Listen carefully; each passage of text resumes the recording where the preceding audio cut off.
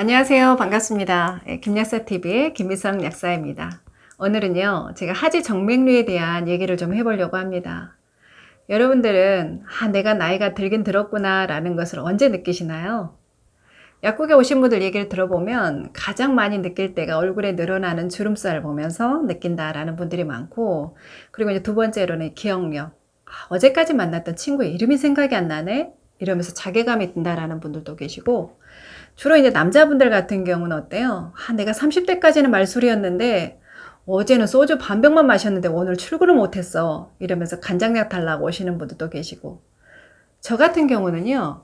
물론 이 약국이라는 직업이 거의 앉아있거나 서 있는 직업이니까. 그래서 다리가 아프기는 했지만 최근 들어서 저녁에 퇴근해서 들어오면 아들내미를 계속 귀찮게 하는 거죠. 아들아, 다리 좀 주물러 다오.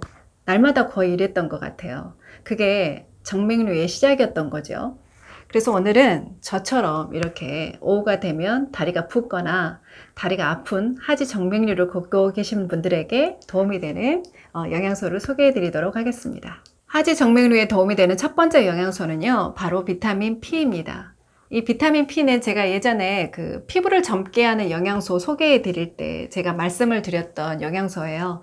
그때도 좀 생소해 하시는 분들이 많았는데, 이 비타민 P가 그 폴리페놀계 항산화 성분이라는 말씀을 그때 드렸어요. 이 폴리페놀계 항산화 성분은요, 거의 1000가지가 넘어요. 근데 그 중에 한 가지인 바이오플라보노이드를 지칭하는 건데요. 이 바이오플라보노이드가 비타민 P라고도 불린다라는 거죠. 근데 보통 비타민 하면 비타민 A, B, C, D, E 이 정도는 알고 계시는데 웬 비타민 P야? 라고 말씀을 하시는 분들이 계실 텐데요. 이 비타민 P의 P자가 영문자의 그 투과성이라는 그 뜻을 나타내는 그 퍼미어빌러티라는 말에서 이 P자를 따왔다라고 합니다. 이 바이오플라보노이드가 비타민 P라고 불릴 수 있는 이유는요, 우리 몸의 순환을 담당해주는 혈관 있죠. 이 혈관벽의 투과성을 조절을 해주기 때문입니다.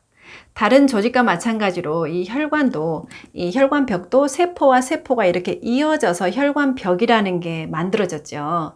그러면 이 세포와 세포가 정말 꽉 잘 붙어 있어야 우리가 이 세포하고 세포의 그 사이를 통해서 투과가 되거든요. 어떤 영양물질도 투과가 되고 또 뭐 어떤 산소라든가 뭐 물이라든가 이런 게 정상적으로 투과가 되는데 이게 어떠한 이유로든 간에 이게 벌어져 있다라는 거죠. 이게 벌어지게 되면 어떤 현상이 일어날까요? 나가면 안 될 것들이, 그러니까 투과가 되면 안 될 것들이 투과가 되죠. 그러면 그게 조직에 결국은 부종을 일으킬 수가 있게 되는 거거든요. 그래서 이 세포와 세포에 이렇게 붙어 있는 정도를 그런 타이트 정션이라는 표현을 쓰는데요.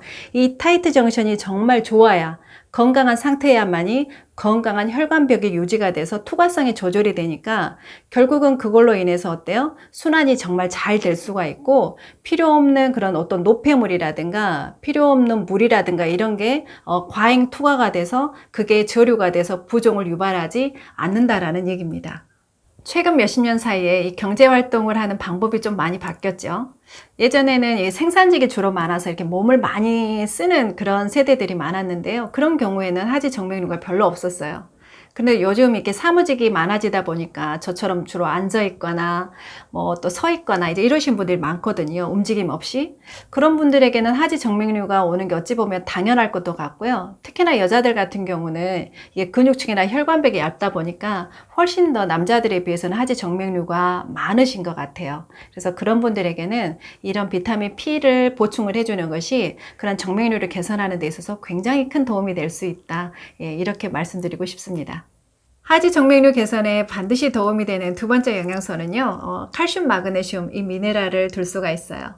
주변에도 아마 칼슘, 마그네슘 드시는 분들이 상당히 많은데요. 그분들은 아마 이 영상을 보신다면 상당히 반가운 말일 것 같습니다.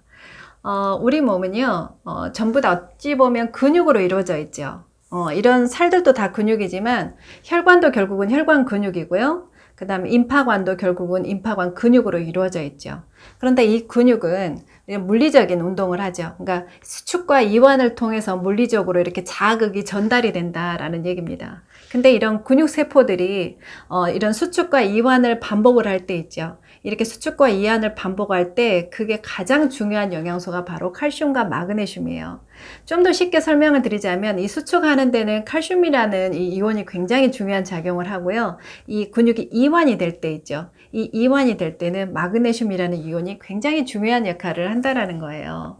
우리 몸의 혈관은요, 이 동맥이 있고 정맥이 있고 모세혈관이 있거든요.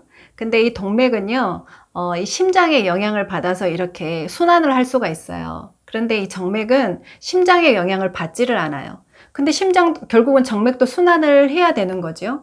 근데 이 정맥의 심장은요, 우리 가슴에 있는 이 심장이 아니라 바로 종아리 근육이 정맥의 심장이라는 거예요. 그래서 이 종아리 근육이 얇으신 분들은요, 정맥류가 올 수 있는 확률이 매우 높아질 수밖에 없어요. 우리 조금 어려운 말로 밀킹 액션이라는 말을 하거든요. 이 밀킹 액션이 어떤 거냐면 이 종아리 근육이 혈관을 쥐어짜는 현상을 말을 해요. 그걸 보고 밀킹 액션이라고 하는데, 이 밀킹 액션이 잘 이루어져야만이 이 정맥이 이렇게 혈관을 타고 이렇게 잘 순환이 돼서 심장으로 다시 혈액이 돌아갈 수 있는 거죠. 결국은 동맥을 통해서 나온 혈액이 어때요? 정맥을 통해서 다시 회귀가 돼서 심장으로 다시 돌아가야만이 하지 부종이 오지 않는 거잖아요. 그래서 무엇보다도 종아리 근육이 튼실해야 되는 거고, 이 종아리 근육을 수축하고 이완하는 데 있어서 아주 중요한 영양소가 바로 칼슘, 마그네슘이라는 얘기입니다. 하지 정맥류 개선에 도움이 되는 세 번째 영양소는요, 코엔자임 Q10을 들 수가 있습니다. 이 코엔자임 Q10은요, 항산화제 목적으로 드시는 분들이 정말 주변에 많으세요.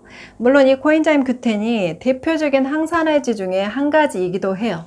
근데 또 한 가지 중요한 역할은요, 이 심장의 기능, 약해진 심장의 기능을 강화시킬 수 있다라는 얘기죠. 결국은 코엔자임 Q10이 우리 몸에서 저절로 만들어지는 효소거든요. 근데 이게 주로 이제 40대가 되면 이게 절반 이하로 생산량이 뚝 떨어지거든요. 합성되는 양이. 그렇게 되면 대부분의 사람들이 이 심장의 기능이 약화가 된다라는 거죠. 심장의 기능이 약화가 된다라는 것은 심장에 뛰는 힘이 약해진다라는 거죠. 그러니까 맥박이 60회에서 80회를 정확하게 보통은 뛰어야 되는데 그게 횟수가 느려지거나 아니면 산소 부족으로 인해서 오히려 약하면서 더 많이 뛸 수도 있게 되고요. 또 한 가지는 심장의 기능이 약해진다라는 것은 이 박출압이 약해질 수가 있어요. 그러니까 쉽게 말하면 뭐 저혈압의 증세 쪽으로 갈 수가 있다라는 거죠. 이 코엔자임 Q10의 생성량이 부족하게 되면. 중요한 게 뭐냐면 이 코엔자임 Q10은요, 우리 몸의 장기에서 이 심장 세포에 가장 많이 합성이 된다라고 해요.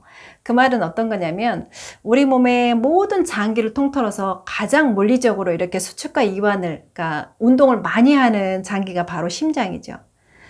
그 장기에 바로 이 코엔자임 Q10이 가장 많다라는 말은 이 코엔자임 Q10이 있어야만이 심장의 수축과 이완이 원활하게 이루어질 수 있다라는 얘기예요. 이 코엔자임 Q10은 우리 몸에서 어떤 역할을 하냐면 우리 몸의 그 배터리라고 할 수 있는 이 ATP를 생성하는 데 있어서 가장 중요한 영양소가 코엔자임 Q10이거든요. 그러니까 심장이 어때요? 계속해서 심장은 우리가 잠을 자는 동안에도 심지어는 이렇게 뛰고 있죠. 죽을 때까지 단 한 번도 쉬지 않고 뛰는 장기가 바로 심장이니까. 그래서 가장 많은 ATP, 이 배터리, 그러니까 에너지를 필요로 하는 건데 그 에너지를 생성하는 데 있어서 이 코엔자임이 정말 중요하다라는 거죠. 그래서 이 코엔자임이 만약에 줄어들게 되면 심장의 이 박출압 또는 심장이 이렇게 뛰는 맥박 이런 게 약해질 수 있다라는 얘기고요. 심장의 기능이 그러면 약해지면 어떻게 될까요? 우리 몸에 체액의 순환에 문제가 생길 수 있어요. 이 심장의 혈액 순환에도 문제가 생길 수 있고 이 체액의 순환에도 문제가 생길 수 있죠. 그러면 신장을 통해서 걸러지는 이런 소변의 양은 줄어들 수 있잖아요. 그렇게 되면 필요 없는 수분이 우리 몸에 정체할 수밖에 없게 되는 거고, 그러면 그 정체된 수분은 어때요? 우리가 직립보행을 하는 인간이기 때문에 주로 이제 무겁기 때문에 하지 쪽으로 고일 수밖에 없게 되는 그런 이치가 되는 거예요. 그래서 이제 정맥류가 발생하는 데 있어서 코엔자임 Q10이 부족하게 되면 그게 또 일조를 하게 된다. 이렇게 이해하시면 되겠습니다. 그래서 저는 코엔자임 Q10을 주로 어느 분에게 권해드리냐면요. 일단 저혈압의 모습을 좀 띠시는 분들, 그러니까 혈압이 약간 낮은 분들에게 많이 권해드리고요. 그 다음에 맥이 약간 좀 느리게 뛰면서 약하게 뛰시는 분들 있죠. 이런 분들에게 권해드리고, 그리고 기운이 항상 없는 분들, 항상 늘어지고 처지고 잠을 자도 개운치가 않고 그러면서 얼굴도 붉은기보다는 창백하거나 이렇게 추워 보이는 얼굴들에게 많이 권해드리고, 그 무엇보다도 이제 하지 정맥류가 있다면 제가 꼭 권해드리는 편입니다. 그런 분들이 드셨을 때 이 코엔자임 Q10을 드시게 되면 좀 기운도 나고 얼굴 안색도 훨씬 좋아지고요. 소변량도 좀 많아져서 개운하다 라시는 분들도 있었고요. 그런 분들이 효과는 좋았었던 것 같습니다. 오늘은요, 제가 하지 정맥류 개선에 도움이 되는 영양소를 소개를 해드렸는데요. 그 첫 번째가 바로 비타민 P였고요. 그리고 두 번째가 칼슘, 마그네슘, 미네랄이었고요. 세 번째가 코엔자임 Q10이었어요.